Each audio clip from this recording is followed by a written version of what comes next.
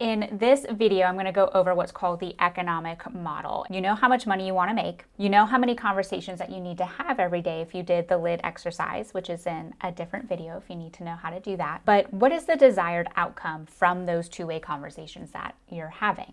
And so the economic model says if you want to make this much money and you need to have this amount of conversations each day, the goal that you're shooting for is how many sell-side appointments and how many buy-side appointments. So as you go through this spreadsheet, you're going to input your desired net income from that lid exercise. What are your estimated expenses for the year? And what are your estimated cost of sale? And remember the difference between expenses and cost of sale. Cost of sale will only occur if you sell a property.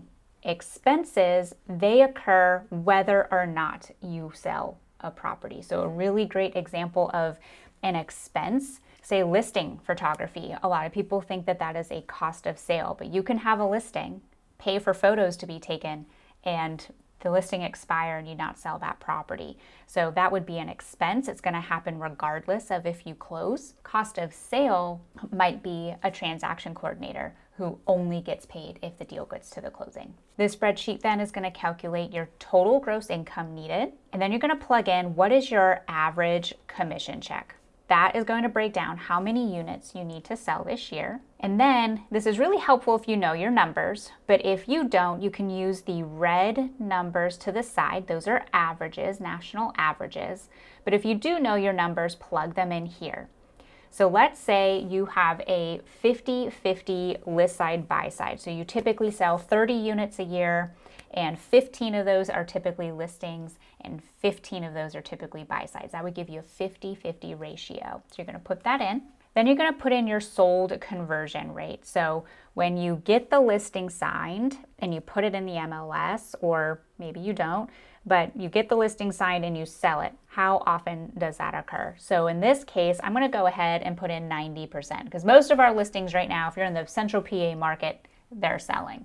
This is going to let you know out of those 42 units you need to close this year, 24 of them need to be listings. You're going to put in your appointment conversion rate. So anytime you go on a listing appointment, how often do you close that appointment and walk away with a listing signed? In this example, we're going to use a appointment conversion rate of 75%. So that means in order to close 24, I'm rounding up here, listings needed, you need to go on 32 listing appointments. This breaks it down to listing appointments needed per month and how many appointments you need to go on every week. So in this example, if you were my coaching client and these were your numbers, I would say you need one listing appointment set every single week. So the lid exercise tells you you need to make 13 two-way conversations every single workday. Sometimes the math and sometimes it doesn't, right? So on average, those 13 conversations every single day are going to get you to this one listing appointment per week. But if they don't, it means you got to do extra conversations to make sure you hit that. So you have two targets, and if you hit both of those targets, you are more guaranteed to hit that income goal that you need. But the most important target would be the appointment set.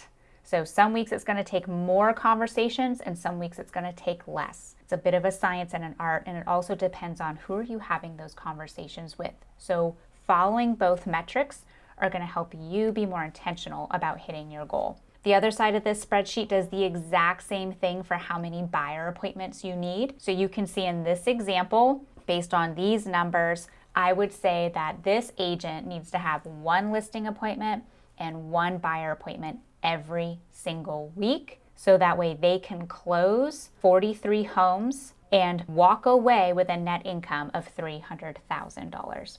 I hope you found this helpful. If you have any questions, please don't hesitate to reach out. I'm Brittany Guiles, team leader with Keller Williams of Central PA.